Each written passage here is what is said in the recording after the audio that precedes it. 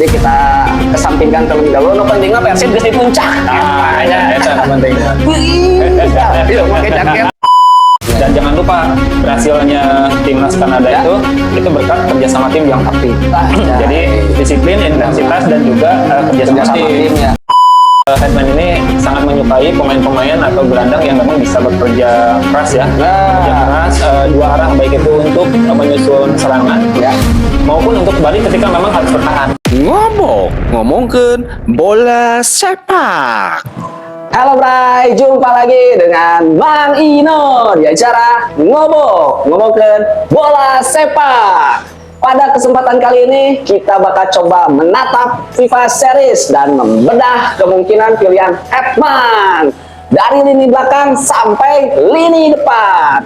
Menjelang agenda FIFA Matchday Series, satu pertanyaan besar mulai muncul di benak para pencinta timnas. Siapa saja pemain yang akan dipilih Patrick Clifton? Maksudnya John Hetman. Let's go, langsung saja kita bahas bersama Bung Agung. Salam olahraga. Salam olahraga. Aduh, awis tebang Bung Agung. Aduh ya. Tari sampai disimut ya Mang Ino ya. Di puncak Di ya. puncak.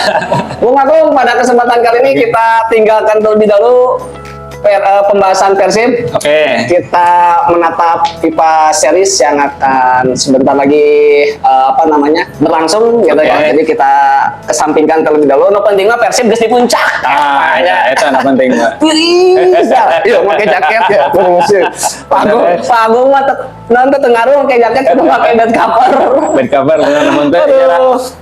non pakai jaket nu double tiluk Betul. Anu bulu domba gitu. Bulu domba.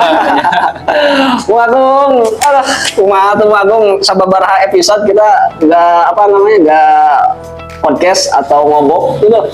Ya. Jadi, udah lewat berapa pertandingan ya Persib ya? Ya, betul Mang Ino. Jadi rehat sejenak. Rehat sejenak. Padahal banyak yang bisa kita bahas. Ya, Mang Ino. betul. Tapi berhubung materi-materi masih disiapkan, Ya.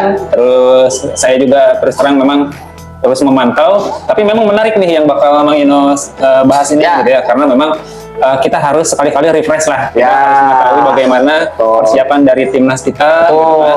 Kira-kira masa depannya seperti apa, ada gambaran-gambaran seperti apa. Mungkin mudah-mudahan Mang Ino bisa ngebahas itu. Saya bisa ngasih gambaran sedikit lah gitu. Betul. Refresh ya. Refresh. Kita juga harus tahu perkembangan timnas saat ini seperti apa semenjak dilatih oleh John Hetman gitu. Aduh, ini pelatih sangat canggih gitu. Dengan track recordnya yang sangat istimewa, Ya. membawa timnas Kanada putra putri ke Piala Dunia gitu. Apalagi timnas putrinya double perunggu kalau nggak salah di Olimpiade. Luar biasa. Nggak gampang. Bung Agung ngelatih timnas putri teh ya. Iya. Malah lebih sulit ngelatih timnas putri daripada timnas laki-laki lah pria gitu. Iya. Karena kan wanita itu rasa banget ya gitu.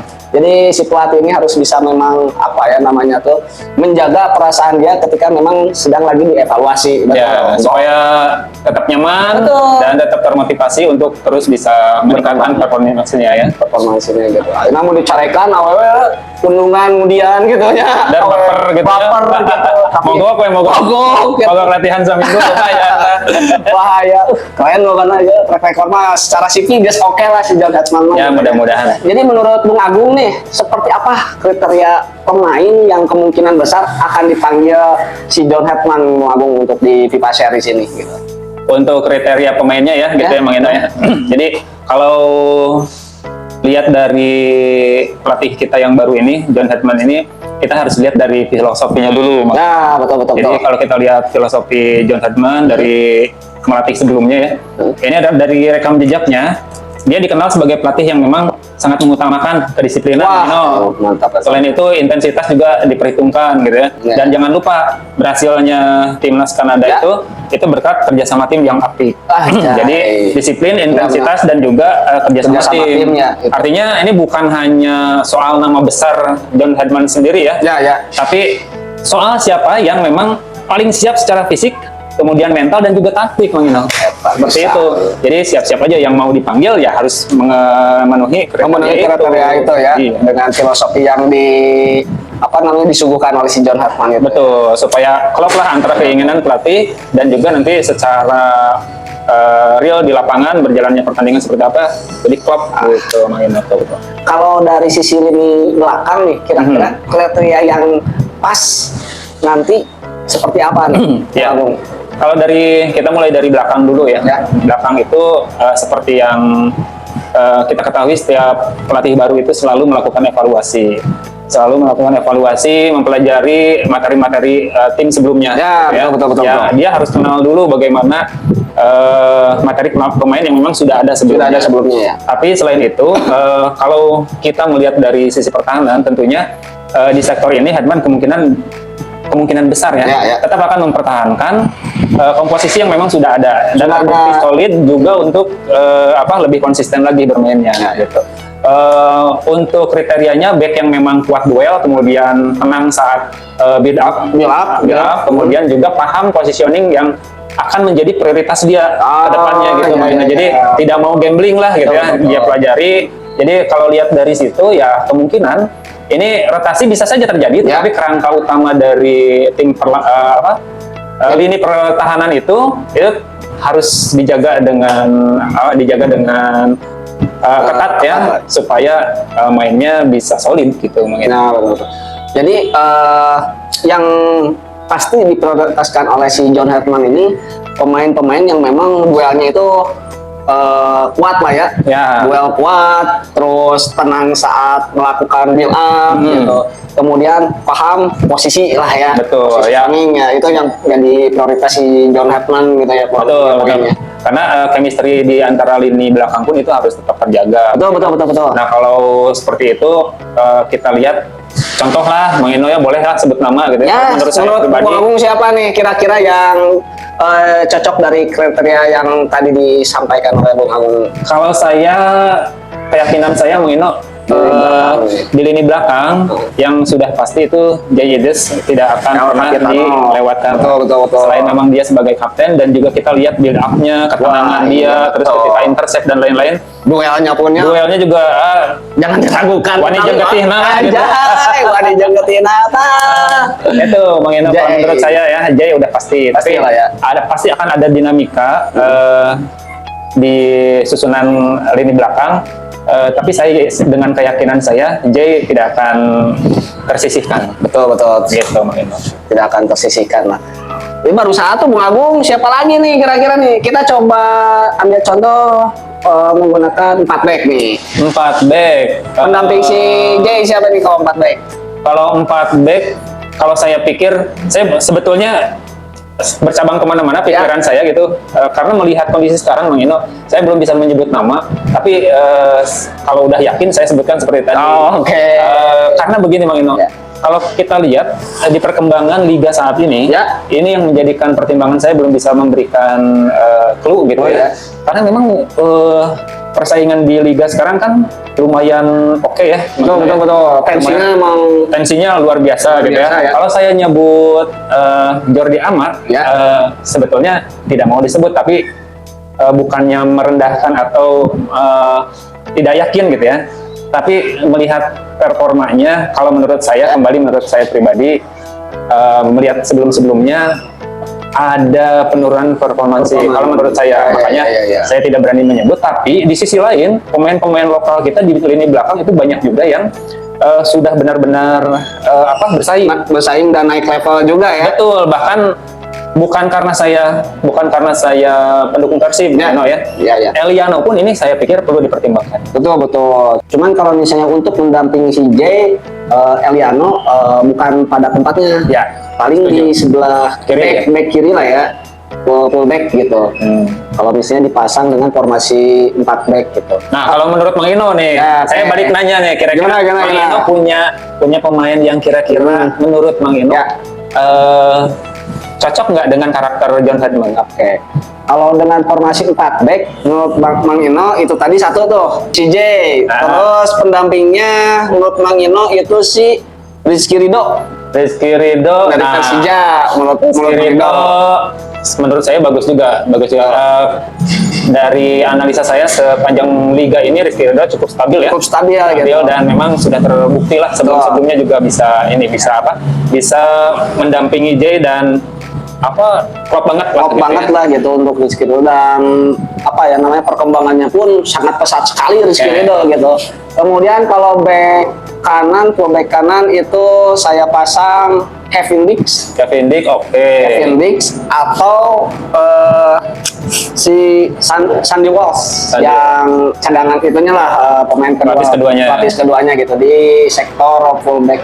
Nah kalau sektor kirinya nih, fullback kiri pasti Jordi Amat. Jordi Amat. Tidak akan tergantikan. Ini itu Oke, sih. kita dukung lah pilihan nanti siapa yang akan Betul, muncul betul, di betul. line up nanti gitu ya.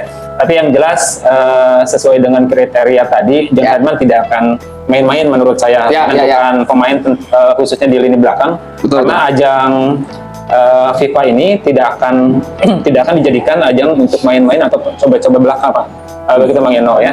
Karena ini akan menjadi gambaran untuk baik itu dari menilai dari sisi kekompakan, Betul. soliditas, kemudian juga kekuatan squad itu sendiri Bang Eno Ya. untuk menjalani Ya, ya. atau mengikuti pertandingan-pertandingan berikutnya. Betul. Ini hanya jadi buat jadi gambaran juga gitu ya. Jadi jangan sampai coba-coba gitu ya, kayak pakai kayu putih ya, suka ada tagline itu. Jangan coba-coba untuk kanan. Benar.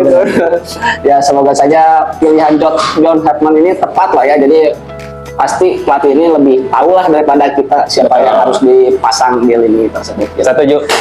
Lanjut di tengah nih, kira-kira tengah. kriteria yang cocok nih menurut Bung Agung Ya, seperti apa nih? kriteria yang cocok di tengah tentunya Herdman ini sangat menyukai pemain-pemain atau gelandang yang memang bisa bekerja keras ya. Bekerja keras dua arah, baik itu untuk menyusun serangan Ya, maupun untuk balik ketika memang harus bertahan. ya, itu sih. Artinya dari sisi fisik dipilih yang memang fisiknya bagus, kemudian juga dari sisi taktik dan skill dia harus oke juga ya. Betul.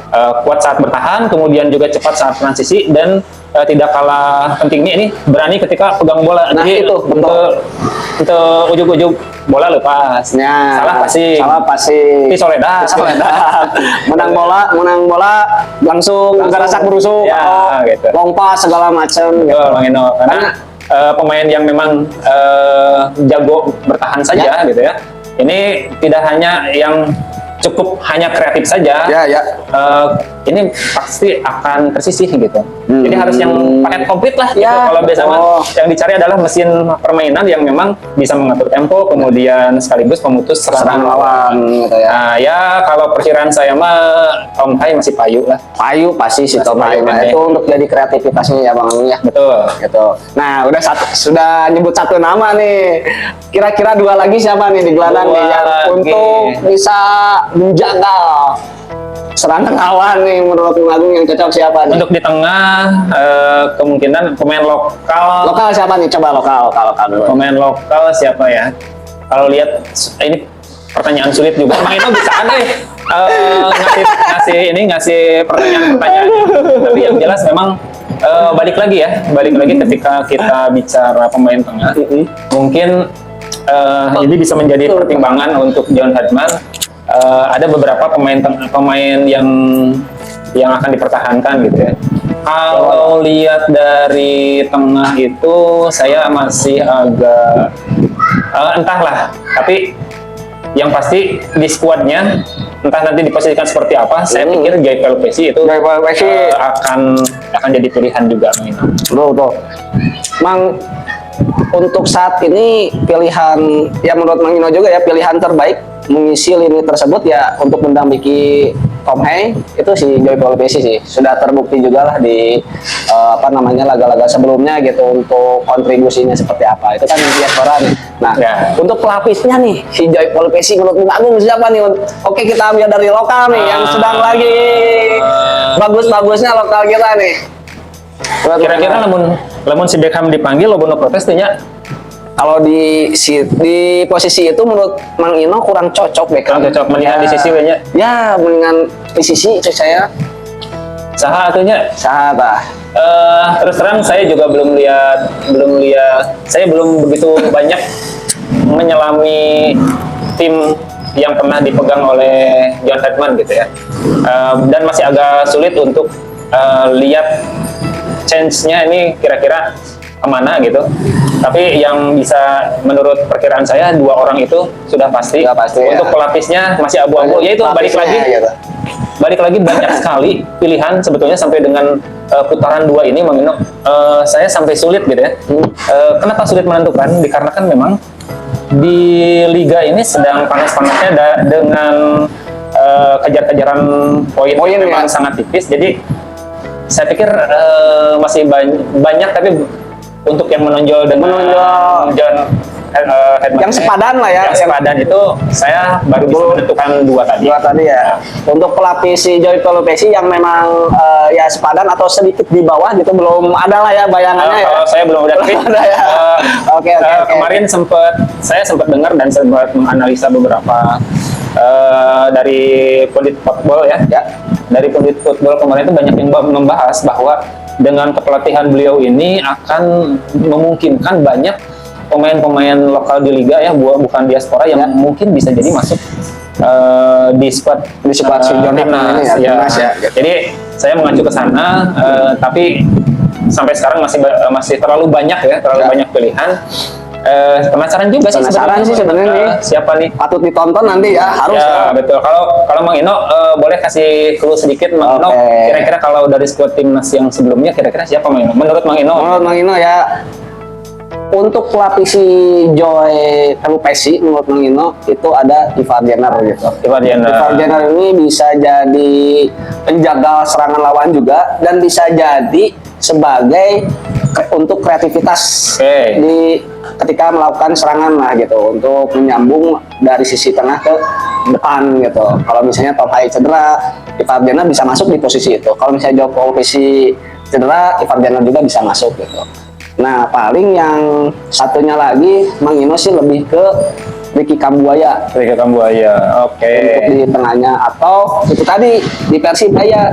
Itu kan lokal ya Ricky Kambuaya. Nah, satu lagi paling Eliano bisa Eliano. ditempatkan di sisi tersebut. Berarti second striker lah ya. Second striker. Second striker lah gitu untuk Eliano. Dia pintar membagi bolanya juga gitu. Terus penguasaan bolanya juga bagus si Eliano ini. Nggak gerabak gerubuk. Ya. Sudah teruji lah ya. teruji lah gitu. Ya, untuk setuju. Eliano ini gitu.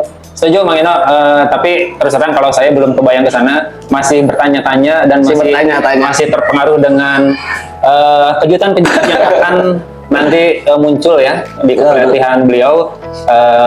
Kabarnya memang sudah nyirian dalam tanda kutip Ya, gitu ya, ya. pemain-pemain yang memang sedang bersinar, dan kemungkinan tidak sama dengan skuad timnas yang sebelumnya. Jadi artinya Betul. mungkin sama skuadnya, tapi akan ada tambahan-tambahan pemain yang bersinar Ya. di liga Di saat ini. liga lokal kita saat ini ya Bung Agung ya. Ya, Ya. mudah-mudahan lah ya jadi senjata ampuh lah ya, kolaborasi antara pemain diaspora dengan pemain lokal kita gitu Betul, ya. betul. Dan saya harap juga untuk pemain lokal juga bisa memberikan yang terbaik gitu apabila nanti dipanggil oleh si John Headman gitu. Ya, Lanjut ke depan Bung Agung. Wah. Gimana nih depan nih? Yang cocok Bung Agung? di depan berarti ujung tombak ya. Iya betul. Nah, ujung tombak akan menjadi kejutan yang kadang bisa jadi ini kejutan yang luar biasa. Biasanya akan muncul kejutan-kejutan yang mengejutkan semua pecinta sepak bola gitu ya. Karena Headman ini cenderung memilih penyerang yang memang sangat rajin bergerak. Ya, Jadi dia bisa melakukan pressing dengan baik, kemudian juga tidak egois. nah itu yang Gitu. paling penting Bung Agung. Karena fungsi dari penyerang depan sudah pasti jadi target man ya. Ya. Tapi dengan keegoisan biasanya memang peluang sebagus apapun itu terkadang Ya, malah ya. menjadi blunder. Benar, malah jadi Nah, gagal gol. Iya gitu. Jadi bukan cuma soal bisa mencetak gol, tapi soal kontribusi ke permainan tim dan Betul, bisa kerja sama tim dengan Nah, baik. itu Gitu. tadi teh ya filosofi yang suguhkan oleh si John Headman ya, yang Betul.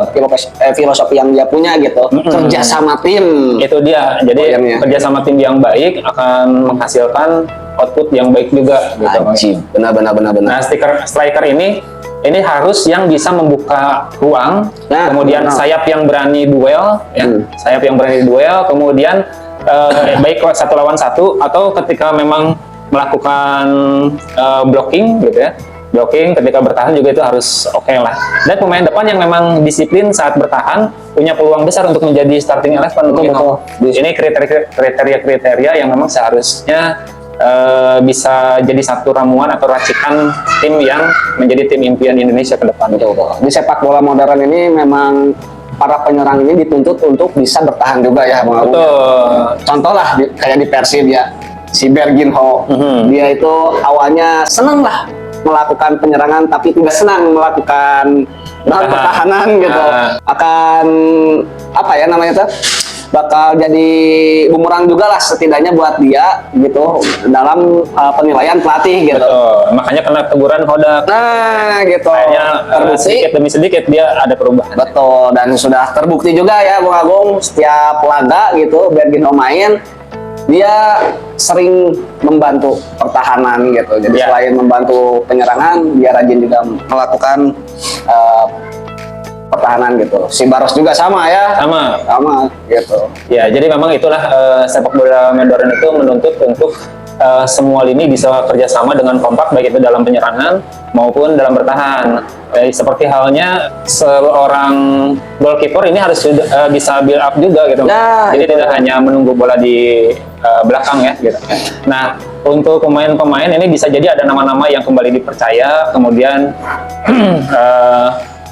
seperti Ole tidak menutup kemungkinan dipanggil lagi ya karena Masih produktif lah oleh. Ya, tapi justru seperti tadi saya sampaikan, ini pemain yang sedang on fire di klub masing-masing, ini bakal mencuri perhatian dan tidak menutup kemungkinan.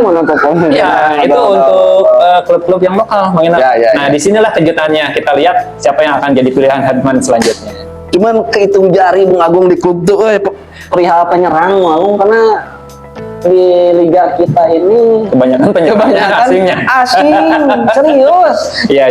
Jadi gimana ya buat apa menilai atau ngeprediksi pemain depan terutama ya lokal gitu yang cocok masuk ke skema John Hetman ini Ya, gitu. setuju. Makanya Hitung jari serius. biarin lah bagian lini depan lah biar jadi kejutan lah emang itu. Betul, kejutan Nah, lah. nanti ketika Bisa disulap gitu ya. ketika memang namanya sudah muncul kita bahas kembali. Oke, siap, oke. Gitu. Karena jadi pelapis Bung Agung ya, benar Ya, nggak? benar. Penyerang-penyerang kita ini gitu, dan jam menit bermainnya pun ya bisa kehitung lah gitu. Ya.